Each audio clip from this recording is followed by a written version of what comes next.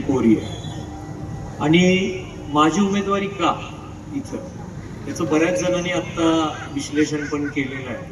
थोडक्यात थोडंसं सांगतो की माझी नाळ जी आहे ती याच गावाशी जोडलेली आहे. मी इथंच जन्मलो, इथंच वाढलो, इथल्या सगळ्या गोष्टी मला माहिती आहेत. मी 12वी पर्यंत शिक्षण इथंच घेतलं आणि ज्या ज्या वेळी सगळे सण समारंभ असतील, गावातले सामाजिक कार्यक्रम असतील, कुठले म्हणजे आता मला काही लोकांनी विचारलं की तुम्ही मध्ये नव्हता कुठं, तर माझ्या शिक्षणासाठी आणि माझ्या उद्योगधंद्यासाठी मी थोडंसं गावापासून दूर गेलो होतो.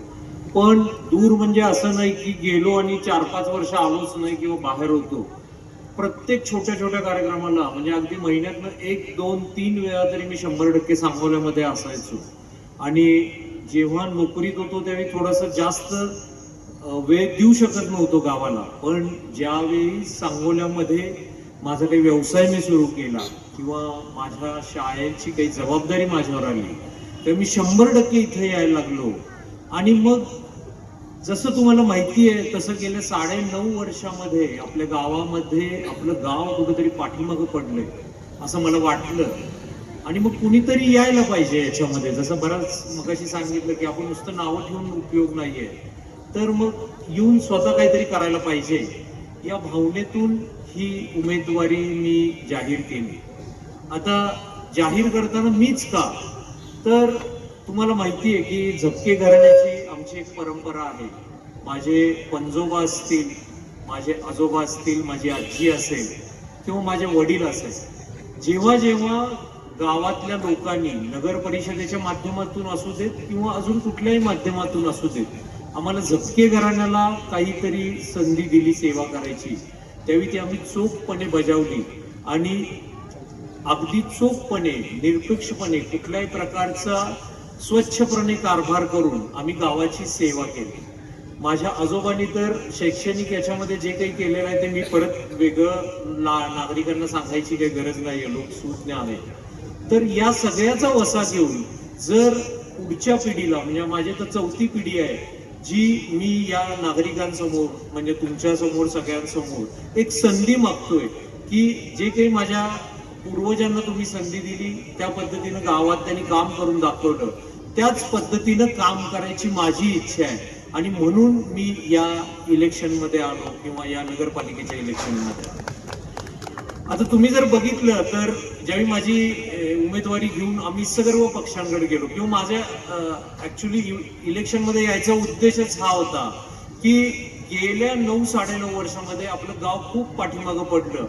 ज्या मागच्या वेळच्या निवडणुका झाल्या त्याच्यामध्ये जो काही गोंधळ झाला, काही व्यक्तींच्या किंवा काही पक्षांच्या वैयक्तिक महत्वाकांक्षेसाठी पैशाचा अतिप्रचंड वापर झाला आणि त्यामुळे चांगले उमेदवार एक तर उतरलेच नाहीत रिंगणामध्ये आणि जे उतरले त्याच्यामध्ये एवढा प्रचंड खर्च झाला की पुढं काही उतरले नाहीत की त्याची पैशाची नव्हती म्हणून. आणि जे उतरले मग त्याच्यामध्ये जे काही झालं ते तुम्ही 5 वर्षात बघितलं की प्रचंड पैशाचा खर्च होऊन जे लोकप्रतिनिधी निवडून आले ते 5 वर्ष भांडत बसले आणि गावाचा विकास अजिबात झाला नाही. आणि त्यानंतरची 4.5 वर्ष ही प्रशासकीय वर्ष म्हणून गेली. आणि म्हणून मी ही भावना घेऊन आलो होतो की सांगोल्याच्या राजकारणामध्ये पूर्वी सुद्धा जरी पक्ष म्हणून काही विरोध असतील किंवा काही असेल तर गावाच्या भल्यासाठी निवडणुकीपूर्वी किंवा निवडणुकीनंतर सुद्धा जे नेते होते त्यांनी एक गावाचा विकासाचा दृष्टिकोन घेऊन सगळे एकत्र आले आणि गावाचा कारभार हा खूप चांगल्या पद्धतीनं त्यांनी केला.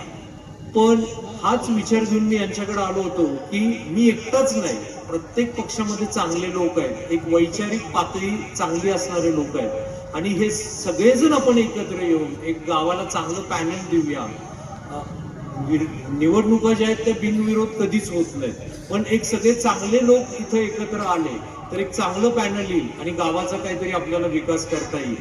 पण तुम्ही स्वतःच हे अनुभवले गेल्या 10-15 दिवसामध्ये की काय काय राजकीय घडामोडी इथं घडल्या, कशा कोलांट्या उड्या झाल्या, कुठले उमेदवार कुठल्या पक्षात गेले किंवा काय. म्हणजे मला त्याच्यावर काही फार भाष्य करावं असं वाटत नाही. आणि मला असं वाटतं की ही फक्त राजकीय नेत्यांची स्वतःची महत्वाकांक्षा आहे, किंवा गावासाठी काहीतरी करायचं असं नाहीये. त्यांच्या पुढं उद्या झेडपीची इलेक्शन्स आहेत, उद्या ग्रामपंचायतीची इलेक्शन्स आहेत, पुढची अजून म्हणजे त्यांच्या स्वतःची विधानसभा असेल, विधान परिषद असेल, ही आहे. पण गावाचा विचार करून याच्यामध्ये कोणच येत नाहीये. आणि त्यामुळं असेल किंवा कदाचित मी काही जो काही विचार घेऊन विकासाचा घेऊन आलोय तो नेत्यांना पटत नाहीये, पक्षाला पटत नाहीये असं वाटतंय. आणि शेवटी माझी उमेदवारी जी आहे ती अपक्ष म्हणून राहिली. पण अगदी पहिल्या दिवसापासून, ज्या दिवसापासून मी उमेदवारी जाहीर म्हणजे मी लढणार म्हणून ठरवलं होतं, तेव्हापासून लोकांना सांगत होतो की माझी उमेदवारी ही शाश्वत असणार आहे आणि कुठल्याही परिस्थितीमध्ये मी ती परत घेणार नाहीये. कारण ज्यावेळी मी उमेदवारी जाहीर केल्यानंतर माझ्यावर खूप दबाव आला. लोक येऊन मला सांगत होते की बाबा जातीची गणितं अशी आहेत आपल्या गावातली, आपल्या धार्मिक गणितं अशी आहेत, किंवा पैशाची राजकारणं अशी आहेत. पण मी त्यांना अगदी साध्या सोप्या गोष्टी सांगितलं की माझं जे राजकारण म्हणा किंवा समाजकारण जे आहे ते विकासाचं समाजकारण आहे, जातीपातीचं, बेरजेचं आणि असं माझं काही कुठलंच हे नाहीये आणि माझ्यावर कुठलाच राजकीय दबाव नाहीये. त्यामुळं मी माझी उमेदवारी शाश्वत ठेवली. अगदी शेवटच्या दिवसापर्यंत मी लोकांपर्यंत पोहोचत होतो. लोक मला विचारत होते की असं ऐकतोय की तुम्ही माघार घ्याल, कोणाला तरी पाठिंबा द्याल. पण मी म्हटलं नाही, मी लढत राहणार. माझ्या बरोबरचे विचाराचे लोक माझ्या बरोबर आहेत आणि सगळे लोक ज्यावेळी मी लोकांपर्यंत पोहोचलो त्या लोकांनी मला एक पाठिंबा दिला आणि मी ज्यावेळी त्या लोकांशी बोललो, आज सांगायला मला आनंद वाटेल की गेल्या 10 दिवसामध्ये मी सगळे 11च्या 11 प्रभाग प्रत्येक उंबरठ्यापर्यंत गेलेलो आहे, प्रत्येक लोकांशी बोललेलो आहे. आज जर तुम्ही मला प्रभाग वाईज काय प्रॉब्लेम आहेत विचारले तरी मी मोजून 5 मिनिटांमध्ये तुम्हाला प्रभाग वाईज तिथं काय विकास घडायला पाहिजे किंवा काय प्रॉब्लेम आहेत हे मी तुम्हाला सांगू शकतो. पण आता आपल्याकडे तेवढा वेळ नाहीये, परत सरांना पण बोलायचं आहे. पण एक विकासाचं मॉडेल म्हणून काय पाहिजे किंवा काय घेऊन यायला पाहिजे याचे माझे काही कन्सेप्ट आहेत ते तुम्हाला सांगतो. एक तर आपलं गाव खूप मोठं आहे, म्हणजे जवळजवळ 5-5.5 किलोमीटर पर्यंत आपल्या गावाच्या हद्दी आहे. आणि आपण जर प्रभाग वाईज किंवा असा विचार केला तर गावाचे काही जे प्रॉब्लेम्स आहेत ते वेगळे आहेत आणि वाड्या वस्त्यांवरचे जे प्रॉब्लेम्स आहेत ते वेगळे आहेत. साधारणतः वर्गीकरण केलं तर गावामध्ये जे प्रॉब्लेम्स आहेत त्यामध्ये व्यापाऱ्यांचे बरेचसे प्रॉब्लेम आहेत, ज्याच्यात नगरपालिकेचे गाळे असतील त्याचं नूतनीकरण न झाल्यामुळे लोकांना जास्त भाडं द्यायला लागतं, किंवा जिथं व्यापार संकुलं केलेली आहेत तिथे पार्किंगची सोय नाहीये, तिथं वाहनं येऊ शकत नाहीयेत, त्यामुळे त्यांचे व्यापार व्यवस्थित चालत नाहीये. किंवा अगदी आपला आठवडा बाजार जरी म्हटलं तर तिथं जिथं भरतो तिथं पार्किंगची सोय नाहीये. तुम्ही स्वतः बघताय की रविवारी किती मोठी तिथं पार्किंग म्हणजे गाड्या उभ्या असतात आणि सगळं ट्रॅफिक जाम होतं. म्हणजे ट्रॅफिक पार्किंग हा गावाचा मोठा प्रॉब्लेम आहे. त्यानंतर रस्ते, ठीक आहे तुम्ही भुयारी गटार योजना करताय त्यामुळे रस्ते, पण त्याला काहीतरी टाइम लिमिट पाहिजे. म्हणजे इतके दिवस झाले ते चालू आहे आणि मी म्हणतो तुम्ही फक्त भुयारी गटार जे काही करताय त्यामुळे रस्ते खराब आहेत असं म्हणू नका. त्याच्या आधी थोडं आठवा, त्यावेळी सुद्धा गावातले रस्ते खराबच होते. म्हणजे असं काही नाहीये की त्याच्यामुळेच सगळं खराब झालंय. पण तुम्ही वाड्या वस्त्यांवर जर गेलात तर तिथले रस्ते हे वर्षोनवर्ष खराब आहेत. वर्षोन म्हणजे काही ठिकाणी तर नुसते डाम लागलेले आहेत पण तिथं लाईट आलेली नाहीये. म्हणजे वीज, पाणी, लाईट, आरोग्य या बेसिक गोष्टी आहेत, या तर नागरिकांना मिळाल्याच पाहिजेत, नगरपालिकेने त्या पुरवायलाच पाहिजेत. पण या सोडून सुद्धा जसं सर्व्हिलन्स सिस्टीम आहे, म्हणजे CCTV आहे जे कॅमेरे आपल्याला बसवायला पाहिजे, मग त्याच्यामध्ये तसा एक प्रयोग पण झाला सांगोल्यामध्ये. पण त्याच्यामध्ये जो अभ्यास पूर्ण त्याच्यामध्ये व्हायला पाहिजे होतं, जसं सोलार बेस्ड सर्व्हिलन्स सिस्टीम आणि लाईट्स, हे झालेलं नाहीये. किंवा आपल्याकडं बऱ्याच लोकांचे घरपट्टी आणि पाणीपट्टीचे प्रॉब्लेम आहेत. आज जर बघितलं तर तुम्ही जर वाड्या वस्त्यांवर गेलात आणि लोकांशी बोललात तर लोक म्हणतात की आम्हाला खूप घरपट्टी जास्त येते. म्हणजे घरपट्टीचे जे रेट्स आहेत ते गावातल्या प्रमाणे इथं आकारतात. आम्ही साधी जनावराला एखादी शेड जरी केली तरी त्याच्यासाठी आम्हाला पूर्ण हे करतं, तर त्याचं नियमन झालेलं नाहीये. तर असे खूपसे प्रॉब्लेम आहेत. वृद्धांसाठी आपल्याकडे एखादं चांगलं नाना नानी पार्क नाहीये, युवकांसाठी चांगल्या स्पोर्ट्सच्या फॅसिलिटी नाहीये, त्यानंतर महिलांसाठी एक सबलीकरण नाहीये. अहो स्वच्छतागृह तुम्ही आज बघितलं तर गावामध्ये महिलांसाठी स्वच्छतागृह नाहीयेत. म्हणजे ज्या महिला या आपल्याकडे बँक्स असतील, खूप व्यापारी आहेत तिथं ज्या नोकरी करतात, त्या प्रत्येक याच्यामध्ये महिलांना स्वच्छतागृह नाही, ते कॉमन चांगली स्वच्छतागृह नाही. पुरुषांची चांगली नाही आहेत तर महिलांची तर त्याच्या दूर झाली. म्हणजे मी काय हे तुम्हाला सगळं कशासाठी सांगतोय की आतापर्यंतच्या ज्या काही सभा झाल्या किंवा मी ऐकल्या त्याच्यामध्ये मोठे नेते येऊन गेले किंवा मोठी लोक जे काही इथं स्वतःला म्हणजे पक्षाचे इथले जे मोठे मोठे नेते आहेत, लोकप्रतिनिधी आहेत, हे सगळं मोठ्या मोठ्या गोष्टी करतात. पण लोकांच्या ज्या छोट्या छोट्या गोष्टी आहेत त्याच्याकडे कोणाचं लक्षच नाहीये. आणि जे काही बोललं जात आहे ते सगळं मोठ्या मोठ्या विकासाच्या संकल्पना घेऊन एवढे करोड आणले, तेवढे करोड आणले, हे केलं ते केलं. पण आज सांगोल्याची गरज जी आहे ती छोट्या छोट्या गोष्टींवर कॉन्सन्ट्रेट करायची आहे असं मला वाटतं. म्हणजे माझं जे विजन आहे ते मी काही म्हणत नाही की आज रस्ते लगेच मला जर तुम्ही संधी दिलीत आणि मी आलो तर मी लगेच काहीतरी जादूची काढली फिरवीन आणि पटकन रस्ते सगळे दुरुस्त करीन. पण त्याचा अभ्यास करून एक म्हणजे आपलं कार्यक्षेत्र मोठं असल्यामुळं रस्त्यांचा विकास हा वेगवेगळ्या योजनांच्या थ्रू वेगवेगळ्या लोकप्रतिनिधींकडनं जे काही आहे ते आपल्याला पाठपुरावा करून त्या पद्धतीनं आपल्याला या गोष्टी करायला पाहिजे. युवकांसाठी म्हटलं तर स्वयंरोजगार जो आहे तो आपल्याला त्याच्यासाठी खूप म्हणजे खरंच गव्हर्नमेंटनं काही चांगल्या स्कीम्स काढलेल्या आहेत. मी असं कुठल्याही गव्हर्नमेंटला किंवा कुणाला नावं नाही ठेवणार, पण त्याचा अभ्यास करून त्या आपल्या शहरापर्यंत आणणं आणि इथल्या लोकांना त्या उपलब्ध करून देणं तर हे सुद्धा खूप महत्वाचं आहे. आणि एकमेकाबद्दल काहीतरी राजकीय कुरघोड्या करून काहीतरी बोलण्यापेक्षा लोकांच्या विकासासाठी तुम्ही काय करणार आहे हे घेऊन मी माझं विजन घेऊन तुमच्या पुढे येत आहे. आणि ज्या काही लोकांना तुम्ही ऑलरेडी संधी दिल्या होत्या त्याच्यामध्ये बघितलं तुम्ही की काय झालेलं आहे.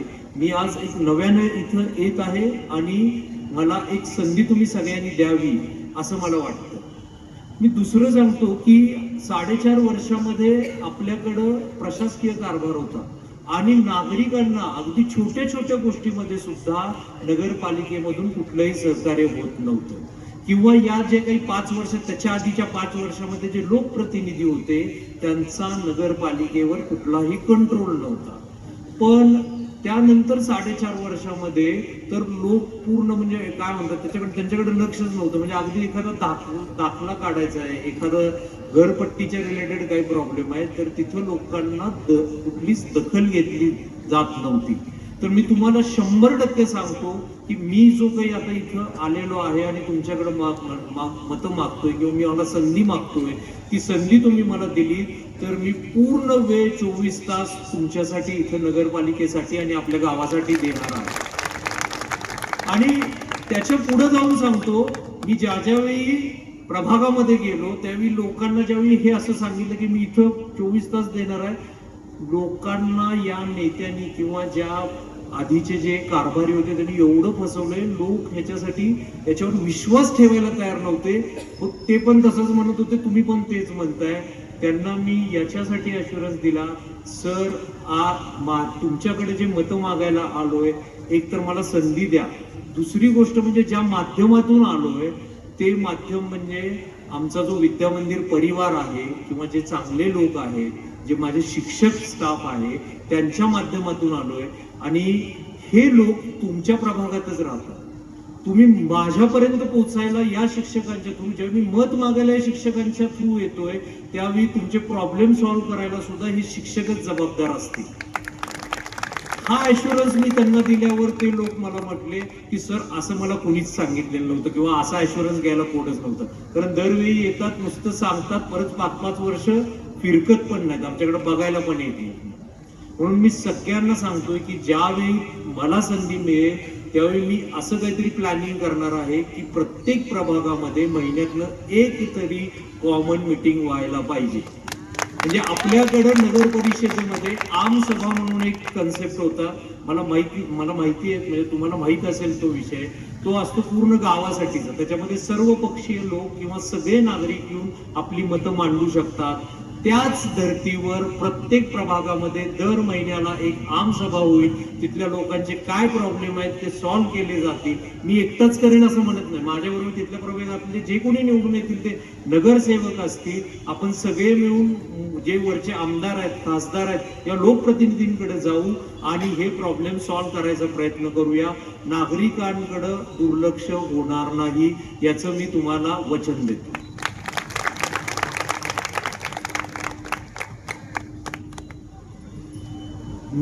माझी लढाई जी आहे ती फक्त विकासासाठी असल्यामुळं मी आज अपक्ष म्हणून लढतोय.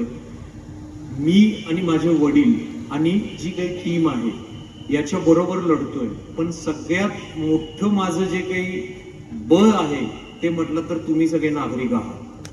आणि ज्या वेळी मी 11 प्रभागातून प्रत्येक उंबरठ्यावर गेलोय आणि प्रत्येकाला मी मत मागितल्यापेक्षा मी कधी मत द्या म्हटलं नाही.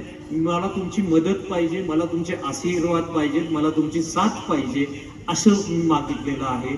आणि हे सगळे लोक माझ्या पाठीमागं असल्यामुळं मला 100% खात्री आहे की मी तुमच्यातलाच आहे आणि आपण सगळे मिळून सांगोल्याचं जे पूर्वीचं गतवैभव होतं ते आपण परत आणू शकतो, 100% आणू शकतो.